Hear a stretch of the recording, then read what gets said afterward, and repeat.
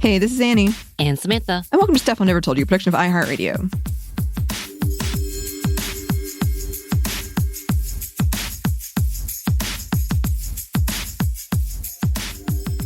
And today we are once again so happy to be joined for the first time in the new year by the fabulous, the fantastic Bridget Todd. Welcome, Bridget. Woo! Thanks for having me. Happy New Year. This is my first podcast recording of 2026. So if I sound a little rusty, that's what's going on. You're in good company. You're in good company. And also, as we were joking about in that sad way before we started recording, you picked a doozy of a topic to come out swinging with, which we'll get into more in a second. But how have you been, Bridget? How has the new year been, etc.? Yeah, the new year has been, I don't know if other folks are feeling this. It's just been a little bit of a lot. Like, I don't know. I am someone who, I think I've said this on this show before. I like New Year. I like all the sort of rah, this year's going to be different, fresh start. That stuff really works on me. I didn't do that this year. I didn't even buy a planner and a bunch of pens to like sit and rot in my and I know you love pens. I know I love buying pens I won't use and buying a planner I'll use for a week and then forget about. I didn't even do that. That makes me sad. Yeah, we had an episode on this recently. I don't think I said this in the episode though, but I'm very meticulous about my calendar and planning, and I have not even updated my calendar to January. I have made a note to do it today. We shall see if it happens. But yeah, it just felt something off or something strange about the whole thing. It doesn't feel like a new year to me. It just blurs all together. I'm not sure, but maybe the calendar will help me.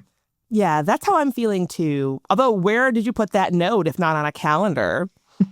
I have a little digital sticky note on my desktop. Oh, you've got it all figured out. I mean, I don't think so, but I do have backup plans. Backup plans. What about you, Samantha? That is amazing. Yeah, how's your new year, Sam? Again, I think that's why I'm being silent, because I'm like, I don't, we're here. We've made it to this year. So, as the older generation would say, blessed to be around for another year. The alternative is dark. But these reports have gotten me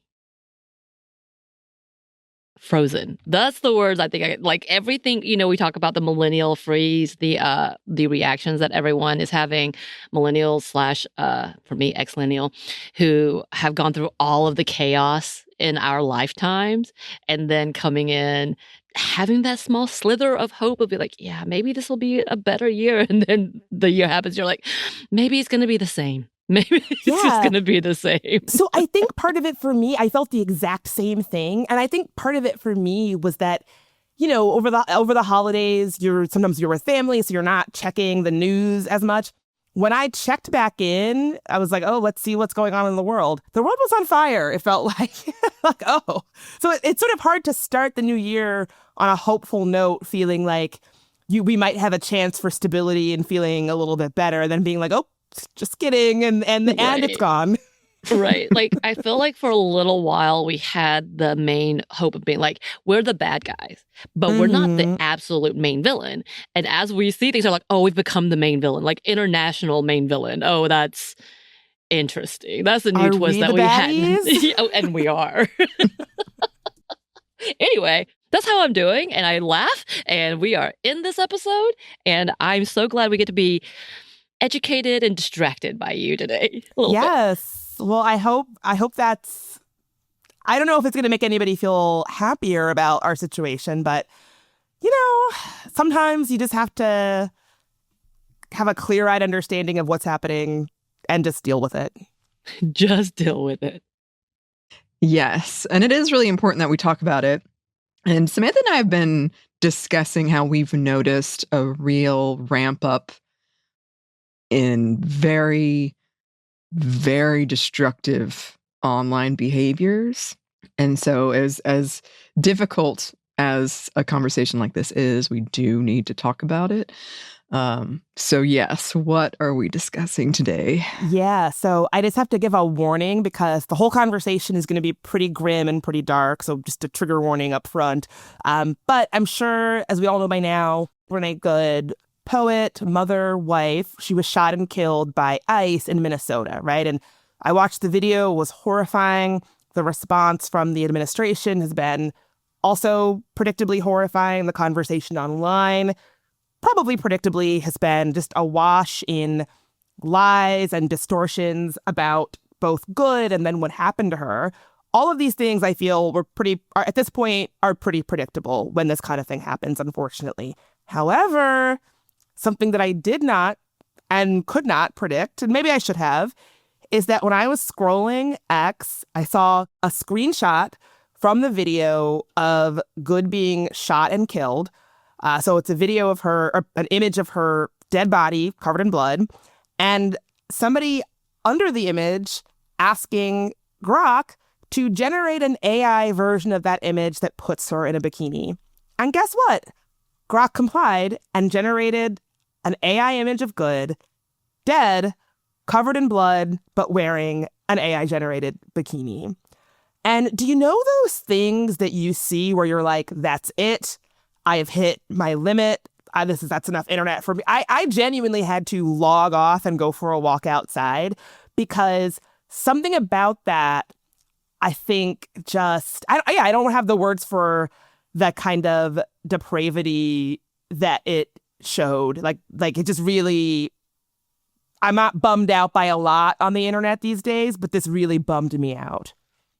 Yeah, that legitimately, understandably so. That is incredibly upsetting. And I'm sorry to say that this is not even an isolated thing, because when you go to X, and I should say up off the top, I'm not really spending a lot of time on X. I still have an account there, but when you go to my account, it says, please see pinned tweet. And then the pinned tweet is like, I'm not on X, so please don't send me anything here because I'm not going to see it.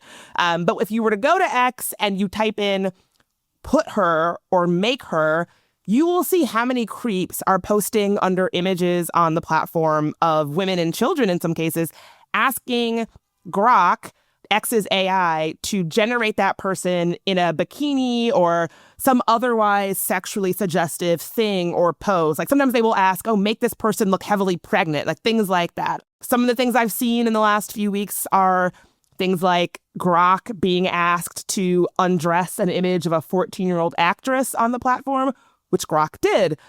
I think it's important to say up top that we are talking about non-consensual AI-generated sexualized images of women and girls.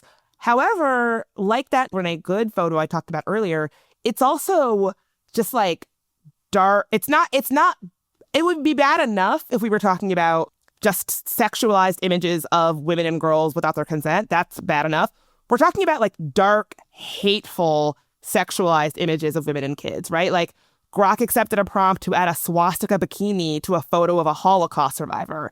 It will, accept prompts to make women look like they've been beaten up, things like that. Like not just regular sexualized images, which are already bad, much darker, weirder, more depraved stuff. The linking of this type of content and the usage of AI. Once again, when we had our last episode with you, we talked about all of these things inevitably being a part of the incel red pill community. This is in action as we are watching it unfold, and people actually not having, obviously for those of us who know the consequences and what this is showing evidence of, and any person of good humanity understands that this is gross, but not really paying attention of understanding where this is coming from and the normalization of accepting things like this. Like this is alarming, like nauseatingly alarming. You really put it so well. I think it's not just that this kind of thing exists because, okay, it's the internet.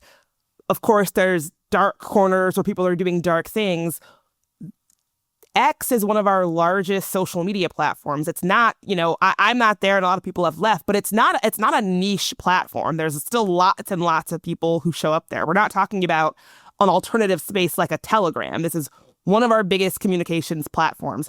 And this is happening openly and publicly. And in a lot of cases, the person who runs that platform, Elon Musk, is laughing about it, joking about it, seemingly celebrating it. And so I'm glad that you brought that up, that it's not just that this is occurring, it's the normalization and the way that it is being tolerated in our mainstream online spaces. And really, it's not just what's happening on X, because Grok is also available as a standalone app in addition to being something that you could find on X. And as the Outlet Indicator points out, the standalone Grok app has been used to generate sexual imagery of kids aged 11 to 13. This is according to the Internet Watch Foundation. So yeah, it's just a gross situation all around.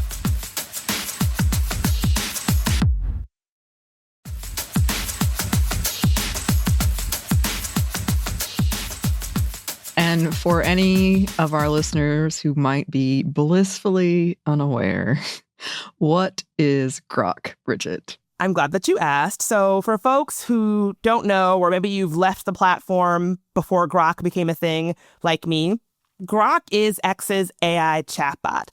But something to know about Grok is that Grok is with intention different than other chatbots that you might be familiar with, like ChatGPT or Claude, because Grok has been designed to basically be like an edgelord chatbot. There's no other real way to put it. Because we know Elon Musk is a loser creep, Grok has basically been designed for loser creeps by loser creeps, right? And so it is absolutely true that other chatbots like ChatGPT and Claude absolutely have their issues.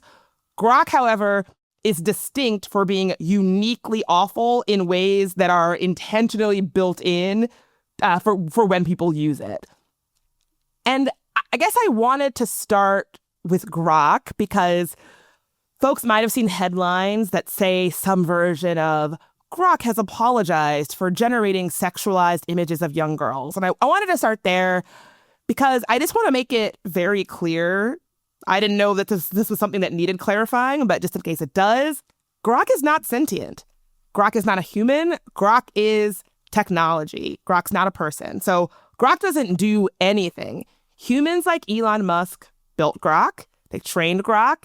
They run it as a commercial service, and they make it available for other humans to do things with. And right now, what those humans are doing with Grok is undressing women and children without their consent to create sexualized images, also known as, here in the United States, crimes, criminal activity. And as a reminder, when Musk bought Twitter, he literally kind of went on a platform about making sure to get CSAM or child sexual exploitation content off and protecting the kids, by the way. Yeah. So I don't remember if I talked about this with you all or not, but that one of the big things that he did a lot of grandstanding about was that we're going to wipe child sexual assault material off the platform. And then he really didn't do that at all, right? Like, one of the first things that he did when taking over Twitter was to fire, I think, 80% of the staff responsible for building tools that look for and combat and stamp out sexualized material involving children. And so, yeah, he sure didn't, but he sure loves to. I mean, he doesn't really grandstand about it that much anymore because I think... Not anymore, no. How could you? But yeah, that was his tenure at Twitter began with a lot of grandstanding and then doing nothing. Right. He literally did this because of the election. And as we know, the right wing loved to scream about protecting children, protecting women, protecting babies, but not in actuality. They just love that sentiment. And it works for many. And I've talked about this. We've talked about this on the show often, how it does hone in on women, specifically making sure if you don't stand for these things, then you are a monster that hates children, that wants to kill all children and eat children, by the way. That was also, we love the Pizzagate, which still happens, we know.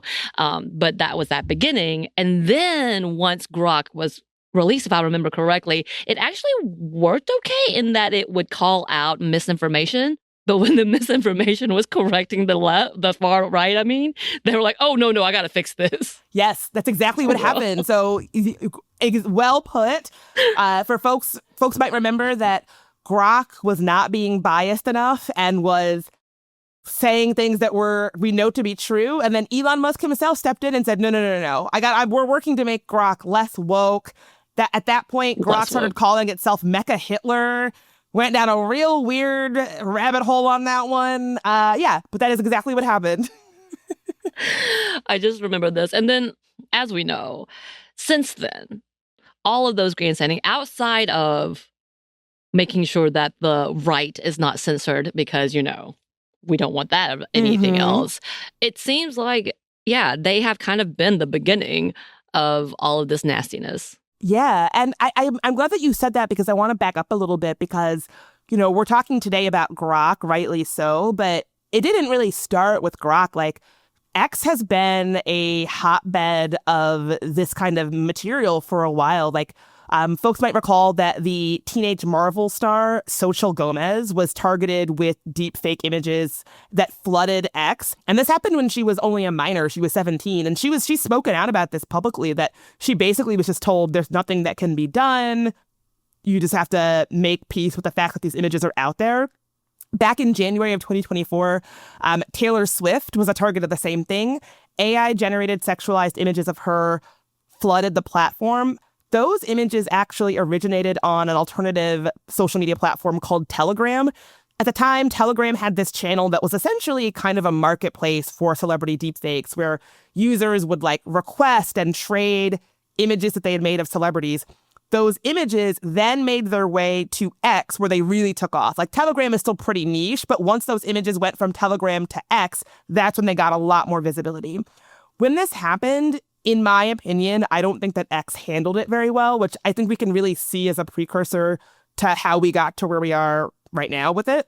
Initially, X, their way to deal with it was to try to block people from being able to search Taylor Swift's name, which I think is not a real fix anyway. But when you put her name in quotes, you still could search her name. And so obviously that did not work as a fix. But also that solution would only work for women named Taylor Swift, right? It's not any kind of meaningful way to combat the actual problem on the platform. It might just be preventative to have people search Taylor Swift, but even not really at that. So did not handle it well. And so this was happening before Grok was a thing. But back then, these images would start on niche or alternative platforms and then go to Twitter to get reach and visibility.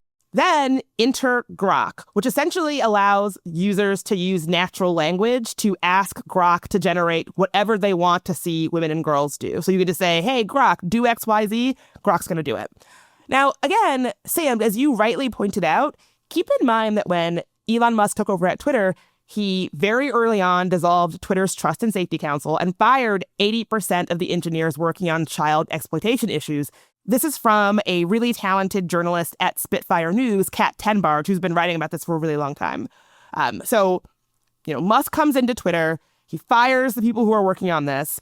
He knows that they already have this issue with non-consensual sexualized images on the platform, and they're not really handling it well.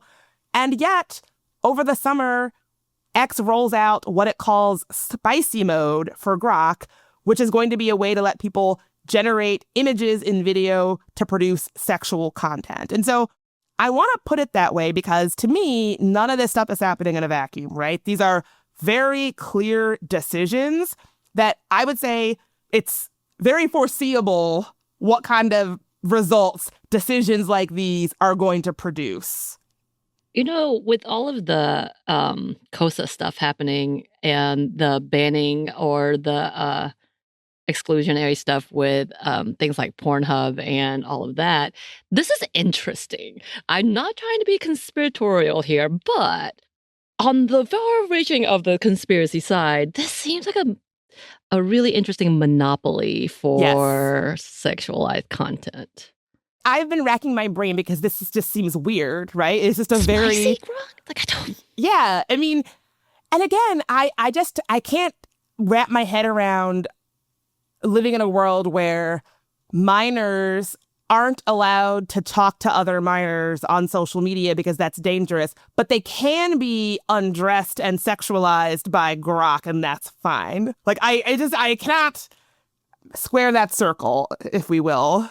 I mean, with all of the child porn laws, which is pretty explicit, like about the laws, and like children can be charged with it just by taking pictures of themselves and having it in their phone. That is child porn. I have seen kids being charged with child porn, by the way. Wow. So it's interesting. Is interesting to see this where they're like, but it's not real. We didn't harm a kid. We just took their likeness and then ... Yes, so I wasn't totally sure about this, so I looked it up. And according to Enough Abuse, which is an anti-child sexual abuse organization, 45 states in the United States have enacted laws that criminalize AI-generated or computer-edited child sexual assault material, while 5 states and the District of Columbia, where I live, have not as of August 2025, right? And so you're exactly right. One of the, I guess, criticisms or pushback sometimes I will hear is like, oh, well, they're not actually harming real kids. It is still a real crime. So that's all I can say.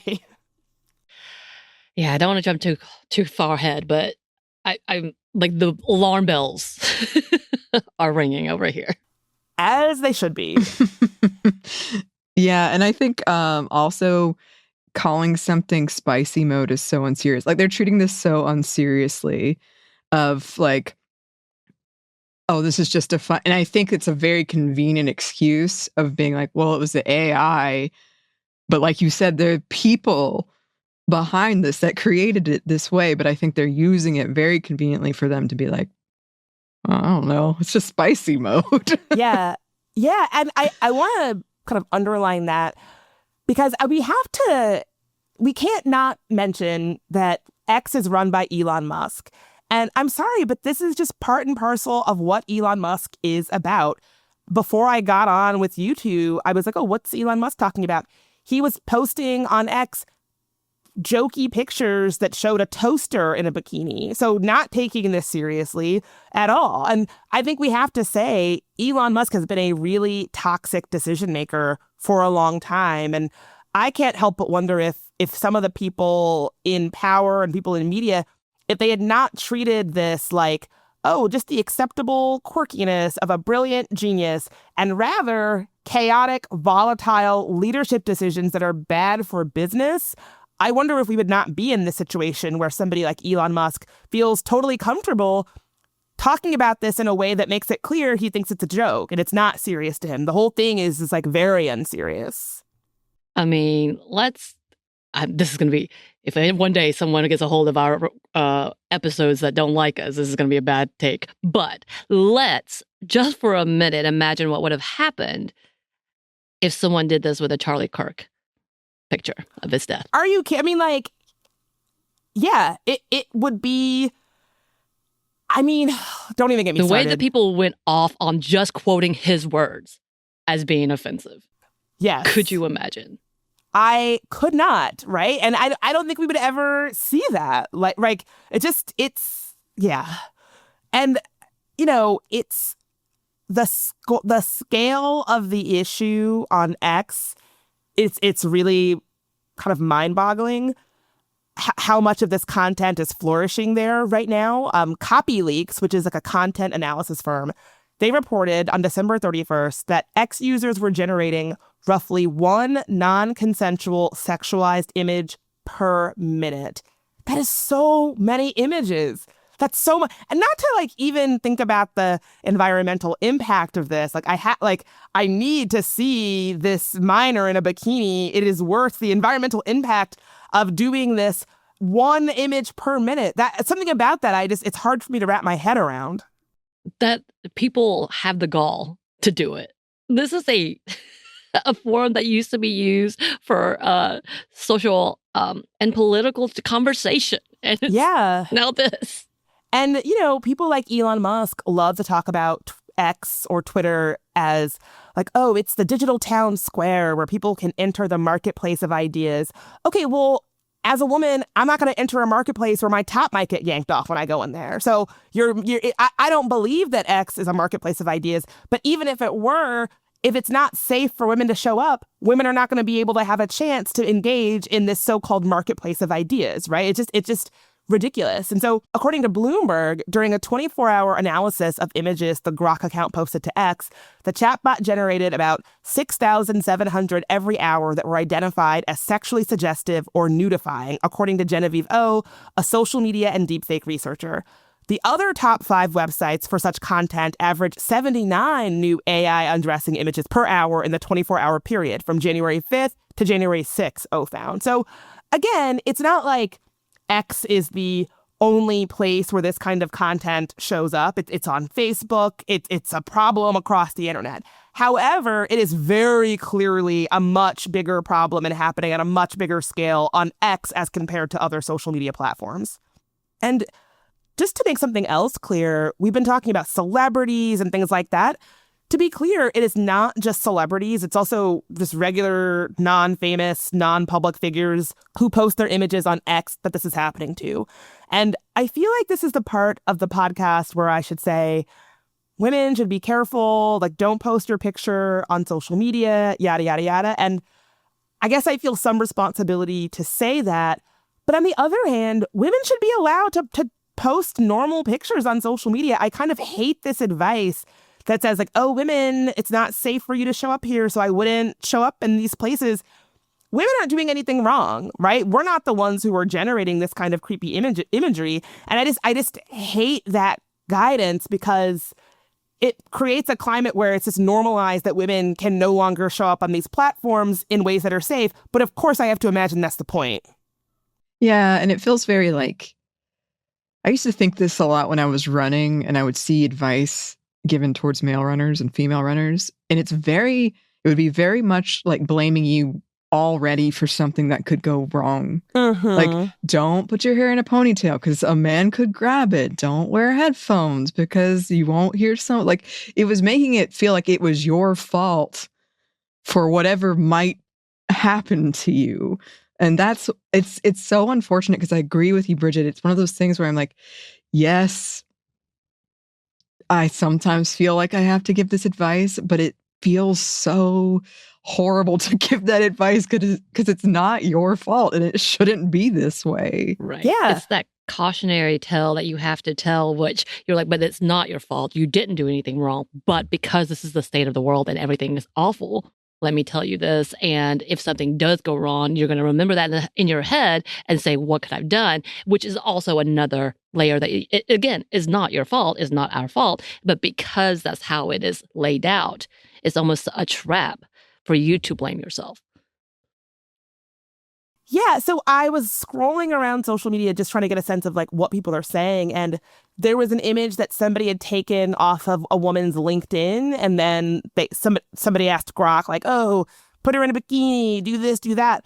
And then someone was like, well, if she didn't want this to happen, she wouldn't, like you put your picture on the internet, you get what you get. And I thought, you can't even have your headshot on a LinkedIn, a professional platform, without it being like that. That's not consenting to have your image be manipulated in ways that are sexual. And I think it really shows how much we have normalized that women bring this on themselves via visibility, even when the visibility is totally normal, right? Like a totally normal picture of, a woman's face. If you are not allowed to post that, then women can't safely show up on the internet. It's just very frustrating. And Anney, your point about being a woman who runs, I think that's a really good analogy because it is very frustrating. Like you want to give advice, but why should you have to give this kind of advice? Yeah. And, to your point about LinkedIn, Samantha and I think last year around this time, we were talking about what was going on Nextdoor because I was like, what in the world is this? Because I was seeing men being like, well, this woman was asking for me to give her my number and now she's mad about it, but look at what she was wearing in this picture.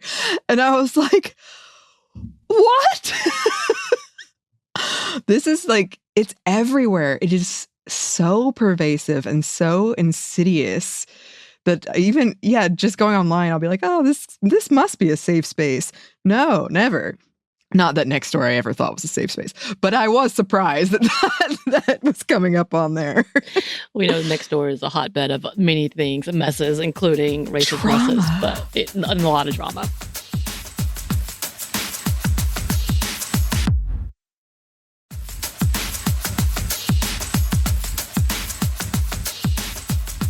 But yeah, I also, again, I'm going with my ringing alarms here because I have become real conspiratorial today, apparently. But this just feels like a ploy, maybe a part of the Esther Project, maybe Project 2025.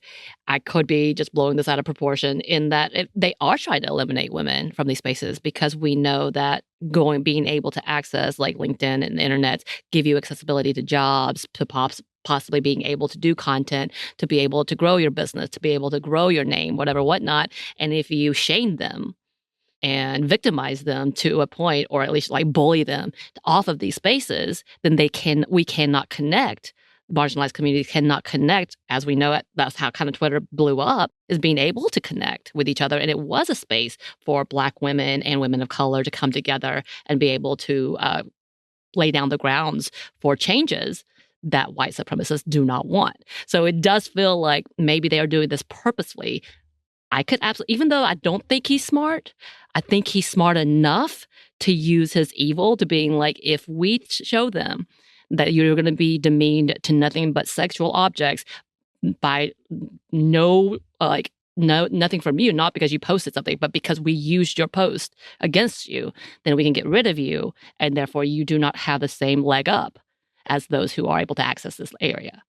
Oh, I mean, this doesn't sound conspiratorial to me at all, because one only needs to read Project 2025 to see that pushing women and other marginalized people out of public and civic life is part of the point. Like, that's what they're trying to do. And so if women and other marginalized people are not safe showing up online, and if they show up online, they either have to say like, oh yeah, somebody might take your image and put it in a horrifying AI-generated sexualized scenario, and everybody will be like, well, that's what you get for coming to the internet, even though it's not happening equitably across all people. That does have the effect of pushing folks out of these spaces. And in 2026, you're exactly right. Part of being civically engaged, part of being economically engaged is being online. You know, that's not me, that's the UN saying that, right? And so if we create the conditions where everybody cannot equitably and equally and safely show up online, that means that people who can't show up are not going to be full participants in their democracy, because that's more and more how democracy is unfolding, is online in 2026. And so you're exactly right. It doesn't sound conspiratorial to me at all. Yeah, and I know I bring this up a lot, but that episode, Bridget, we did together about journalism in India, I think about that all the time, where women journalists were getting sent these deep fakes, these nudes of them, being threatened, like, if you print this story, we'll send it to your family. And that's like the news, that's journalism, and they're trying to scare women away. And I don't want to do this episode, but I've been thinking about doing this episode about how Donald Trump treats women who are journalists and how he speaks to women who are journalists. And it feels very similar to what you're talking about, Samantha. It feels very like, let's just demean these women. Let's make it so miserable for them that they go away, and we don't have to answer these questions, and we don't have to change anything. Yes, I think it's exactly the same thing. And like, it's been, you know, as women in media, you kind of have to have a thick skin, but nobody should be calling you piggy, right? Like there's a line. And I think the fact that we've normalized this, I watched Caroline Leavitt when Trump called that female reporter a piggy. Leavitt got a question about it, and she was like, well, you know, we all appreciate that Trump speaks his mind and says it like it is. And it's like, the fact that that's normalized now, what message does that send to little girls like me who wanted to be journalists when they were little kids, right? Like, oh, you'll have to withstand this level of attacks about your identity, your appearance, who you are. It just really makes me sick. But I think it is intentional because the signal is very clear of like, don't ask questions, don't make waves because this is what's going to happen. And let me be real. No woman journalist wants to become the story because the president called her a pig. No. And so you have to decide, like, do you want this to be part of your career if you challenge Trump? It's just a really impossible bargain that women should not be having to make in 2026.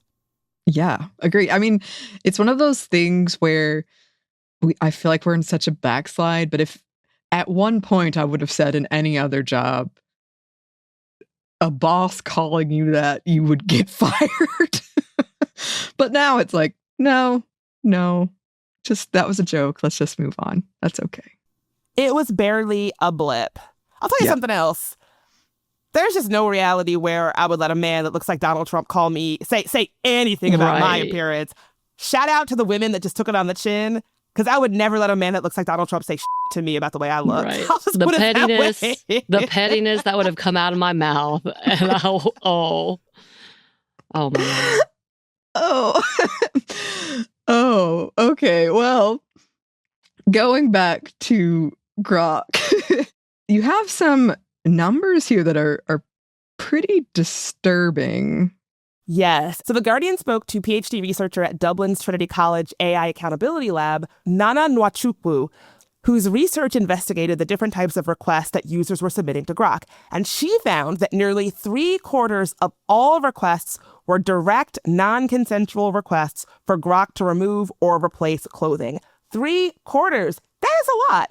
She showed The Guardian some of the different Grok-created photos that she was collecting as part of her research, and The Guardian confirmed that dozens of them were pictures of women, including celebrities, models, stock photos, as well as just regular, ordinary, non-public figure women posing in snapshots. And so her research really paints a portrait that this is like an ecosystem where users are not just making these images, they are also interacting with each other and like iterating on the different non-consensual images that they've made Grok to make, right? And so something about that is notable to me, that it's not just Grok, make this horrifying image. It's Grok, make this horrifying image. Oh, cool image, bro. I'm gonna make it like this. Like it's like they're really building community around this, and they're bold enough to do it in public. And I mean, this kind of thing has been going on on alternative channels like Telegram, where people are, kind of engaging in community and conversation around it. But the fact that this is happening in public is so different to me. And also, of the several posts that The Guardian saw, lots of them that got tens of thousands of impressions are coming from premium users. So blue check accounts, including accounts with tens of thousands of followers. And so just a reminder, premium accounts that have more than 500 followers and 5 million impressions over 3 months are eligible for X's revenue sharing eligibility. So yeah, it's not a marketplace of ideas. It's a marketplace of non-consensual images where there is a financial incentive for people to post this kind of content, because if they go viral, they could get paid for it from X. We're making horrible faces, listeners. You can't see it, but oh my goodness. And, I know we're going to get into this later. Feels illegal. It feels wrong and illegal to me. Yes. Me too. I mean, the animating question that I sort of started this conversation out with when I sat down to plan out the episode is, how is this allowed? How is this legal? Is anybody going to do anything? Like, what is going on? And again, we're talking about AI-generated images, but really, this is nothing new, because X has also just been a platform where AI and non-AI generated illegal child sexual assault material doesn't just exist, but can flourish. There's a great piece that I read by one of my favorite journalists, Samantha from 404 Media, called "Grok's AI Sexual Abuse Didn't Come Out of Nowhere." Cole writes, "This is the culmination of years and years of rampant abuse on the platform. Reporting from the National Center for Missing and Exploited Children, the official organization social media platforms report to when they find instances of child sexual abuse material, which then reports to the relevant authorities, shows that Twitter, and eventually X, has been one of the leading hosts of this kind of material every year for the last 7 years. In 2019, the platform reported 45,726 instances of abuse. In 2020, it was 65,062. In 2024, it was 686,176. So, yeah, I mean, again, this is a problem all across the internet, but it does sort of paint a picture of the fact that this is much worse on Twitter. And Cole points out that these numbers should be considered with the caveat that platforms voluntarily report this kind of content, and more reports can also mean stronger moderation systems that catch this kind of content when it appears, but the scale of the problem is still apparent. So Jack Dorsey, who was the CEO of the earlier iteration of Twitter, he was not very good. I'm not going to like sit here and say that he was great at moderation. As Cole points out, Jack Dorsey's Twitter was a moderation clown show much of the time, but moderation on Elon Musk's X, especially against abusive imagery, is a total failure. So yeah, not going well. Or going very well, depending on, what perspective you take. If you're a child pornographer, you might be like, oh, it's actually going great. Oh, yes. Which does bring us back to the question of, why is this allowed? Why is this legal? Just the word Great why. question. So this kind of content definitely violates X's own policies, which prohibit sharing illegal content like child sexual abuse material. But as a piece for Wired points out, it could also violate Google's Play, App Store, and the Apple App Store's guidelines. Wired writes, Apple and Google both explicitly ban apps containing CSAM, which is illegal to host and distribute in many countries. The tech giants also forbid apps that contain pornographic material or facilitate harassment. The Apple App Store says it doesn't allow overtly sexual or pornographic material, as well as defamatory, discriminatory, or mean-spirited content, especially if the app is likely to humiliate, intimidate, or harm a targeted individual or group. The Google Play Store bans apps that contain or promote content associated with sexually predatory behavior or distribute non-consensual sexual content, as well as programs that contain or facilitate threats, harassment, or bullying. And there is some precedent for this because both Apple and Google have removed other kinds of nudify apps from their platforms because they're not allowed. However, the standalone Grok app is still available on both Apple and Google. So I think, private companies, you just cannot always count on them to take action against other private companies. I think that just really shows the weakness in having the barrier of accountability be private companies making decisions about other private companies, which brings me to the law. So I am no lawyer, just to give that warning up front, but the framing that I am taking is that to me, this seems like criminal behavior. I understand this as a criminal enterprise that Elon Musk is personally financially profiting from. And so I am not a lawyer or a legal expert. So I would love to have somebody explain to me how it is not criminal, but I understand this to be criminal activity. As I said, 45 states have laws that criminalized AI-generated or computer-edited child sexual abuse material. If you or I used AI to create such material, we would probably be having legal trouble. If we were financially benefiting from the sale and trade of that material, we would have legal trouble. I do not understand why Elon Musk does not have legal trouble in the United States over this, but he does not. Yeah. And I know every time we do these episodes, forever ago, we did one about Xbox, which, wow. Xbox. Oh my God, I forgot about that. But, you have those where the rules, the regulations of a platform, and they'll say something like, you can't do this or you'll get in trouble, but they're doing it and they're not. And so I remember it was a big push on Twitter before it became X to report Donald Trump or anybody. It was inciting violence, which was against their guidelines, and be like, this is it. And, you're never going to hear anything about that. You're never going to see anything happen about that. Recently, I tried to report YouTube for something, and it was almost impossible to do. It's like, but this is against the guidelines you said that you had. And now you're ignoring it, giving me no avenue to really complain about it or lodge a complaint. Be like, hey, this is violence or this is illegal or sexual content that should not be there. Exactly. And, speaking of Trump, people might remember that I think around last year, he signed into law the Take It Down Act, which makes it illegal to knowingly host or share non-consensual sexual images. And so people might be thinking, well, why is shouldn't this law prevent this?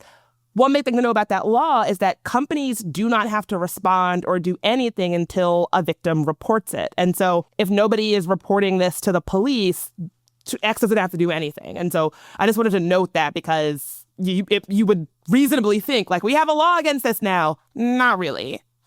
Well, what has the response from X been about all of this? Well, as I mentioned, people were really circulating I believe, user-generated response from Grok. Quote, I deeply regret an incident on December 28th, 2025, where I generated and shared an AI image of two young girls, estimated ages 12 to 16, in sexualized attire based on a user's prompt. It was a failure in safeguards, and I'm sorry for any harm caused.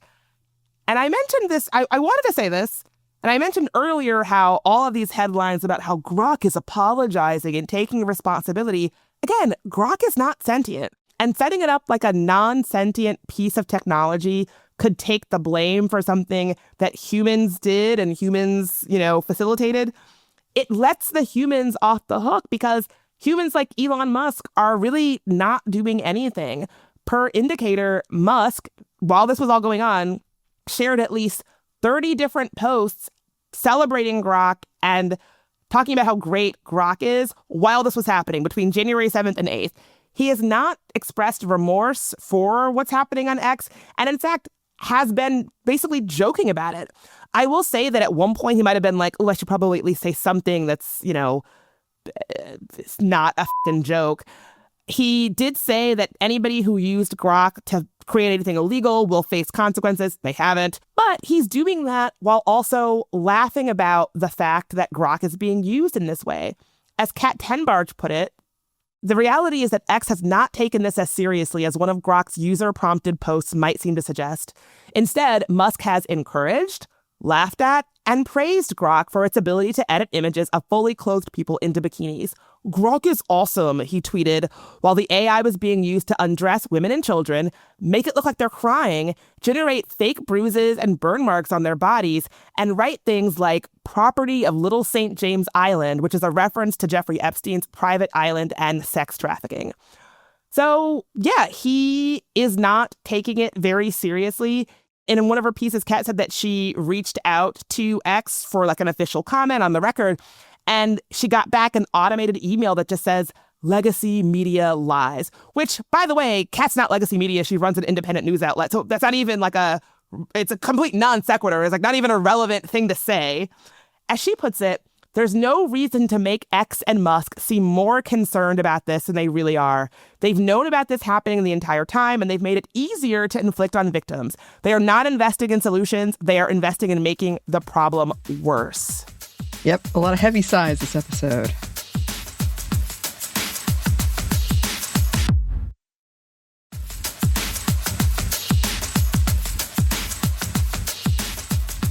I keep going back to the point you made at the beginning, Bridget, that it's hateful. It's very, very hateful. It's not just oh, let's put women in bikinis or children in bikinis, which is horrible enough, but it's actively these attacks that, are damaging. If you're just going online and this is what you face, that can impact your entire day, that you weren't expecting to have to deal with this. And I do think for sure that they are investing in making the problem worse, which I guess does bring us to the question of, well, where do we go from here? Yeah, so I'm sorry to say, I don't think the United States is going to do anything at all about this. I think the way that I've been hearing elected officials talk about it, I don't think anything's going to happen to Musk in the United States. Kat Tenbarge spoke to Dr. Marianne Franks, who drafted the template for several laws against non-consensual distribution of intimate imagery. She told Kat, the FTC has made it clear that they're fighting for Trump. It's actually never going to be used against the very players who are the worst in the system. X is going to continue to be one of the worst offenders and probably one of the pioneers of horrible ways to hurt women. And unfortunately, I do think that's the case in the United States. However, Europe is not happy. Earlier this week, a spokesperson for the European Commission criticized the sexually explicit non-consensual images generated by Grok, calling them illegal, which they are, appalling, and saying they have no place in Europe. Then a few days later, the EU ordered X to retain all internal documents and data tied to Grok through 2026, which extended their earlier directive to preserve evidence relevant to the Digital Services Act, even though there was no new formal probe announced. Similarly, regulators in the UK, India, and Malaysia have also signaled investigations into X. Now, in response to this, X announced that they were going to restrict the ability to create images using Grok to users who pay for premium, who pay for a blue check. This is not at all a fix to the problem. All it means is that the ability to make non-consensual sexualized content will become a premium service. So not only is it not addressing the problem, it's just becoming a way for X to make money off of it. Again, I would love for somebody to explain to me how this is not a financially beneficial criminal enterprise for Elon Musk. Well, that also goes to show that if we as a country feel like another country is harming us, so, child porn is pretty bad and seen as a whole international thing, right? Trying to prevent trafficking and such. Could these other countries invade and try to arrest Musk like the U.S. has done? I mean, great question, right? Since the United States can just rush in and kidnap a corrupt elected official or leader, I don't know. I would be curious to know where that begins and ends. I mean, just saying. If y'all taking requests, I might have one. Know, CSEC is pretty high up on that, no list. So yeah. So X trying to make it so that you have to just pay for premium in order to generate images with Grok. The British government is really not impressed by this. A spokesperson told The Guardian, quote, "The move simply turns an AI feature that allows the creation of unlawful images into a premium service." So that's pretty much what's going on, right? I think we'll see if other countries crack down on this. I mean, even doing the research for this episode, it's I had to go to The Guardian. I had to go to UK or overseas papers to get real reporting because it's just, I don't think that people are really taking it as seriously here in the States. Regulatory bodies definitely are not. Right, obviously. I mean, he has, by creating this premium X standard, he's kind of become the Epstein of child porn. Yeah, I mean, if you can pay for it, then go for it. I mean, I have to imagine Epstein was probably financially benefiting from the trade and exchange of minors for sex. Again, I would love to have somebody who knows more about the law explain to me how Elon Musk becoming personally, financially enriched through the generation of illegal material is not similar. It seems very similar to me. And, to sort of wrap up, I think it's important to note that this, we've been talking about this as a tech issue, which it definitely is, but it's really a culture issue. And I kind of keep coming back to that again and again and again because, when Google released their AI image generator, Nano Banana Pro, were of conventionally attractive women. And when you go to the Nano Banana subreddit, it's basically post after post after post of hot woman. And it just makes me realize how much technology is being used to reinforce this worldview where women are just meant to be consumed and controlled and exploited. And to me, it really does express this desire to live in a world where women just exist to be consumed and controlled and stripped of whatever agency we have been managed to claim over our own bodies and our own lives. And I think until we confront that reality, this is not a problem that you can build technical safeguards to fix. I do think that these platforms should be building technical safeguards and we should be advocating for that. But I don't think it's a problem where you can guardrail your way out of it. People who have been reporting on deepfakes since before we had a word for it, folks like Samantha Cole, have really pointed this out. Cole writes, In 2018, less than a year after reporting the first story on deepfakes, I wrote about how it's a serious mistake to ignore the fact that non-consensual imagery, synthetic or not, is a societal sickness and not something companies can guardrail against into infinity. Users feed off one another to create a sense that they're the kings of the universe, that they answer to no one. This logic is how you get incels and pickup artists, and it's how you get deepfakes. A group of men who see no harm in treating women as mere images and view making and spreading algorithmically weaponized revenge porn as a hobby, as innocent and timeless as trading baseball cards, I wrote at the time. That is what's at the root of deepfakes, and the consequences of forgetting that are more dire than we can predict. And yeah, I just really, really agree with that. I think that it's a tech problem and we should be talking about it as a tech problem. But deeper than that, it's like a societal and cultural rot at the heart of our society that we really do have to deeply address, because the deepfakes is only but one aspect of how this is showing up in increasingly dangerous ways.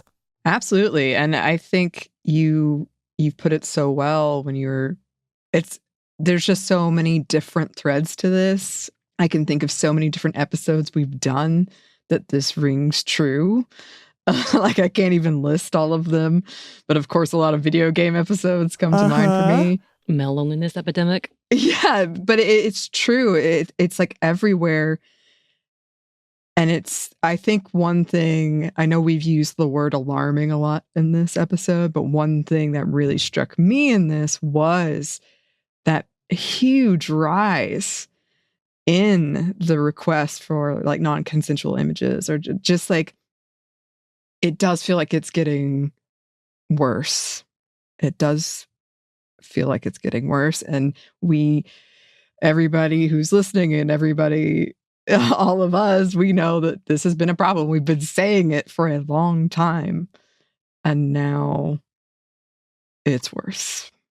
I hate to leave it there. I hate to not have there be. I mean, I think the thing that makes me feel a bit hopeful is that I think that most people agree that this is despicable. I think that the people who are creating this and benefiting from it are a minority of people. And I think that there are forces that would like to normalize this behavior, but it's not really taking, right? Like it's normal among creeps, but I think that the way that people are responding to it, it's clear to me that there are more of us that think this kind of thing is unacceptable than there are people who are getting their rocks off to it. So maybe that's a little bit of hope. I do agree it's getting worse, but, there are more of us than there are of them. Oh, my goodness. Well, I'm wondering, did you say the Social Network has a sequel? Yes. Oh, my God. Yes, it does.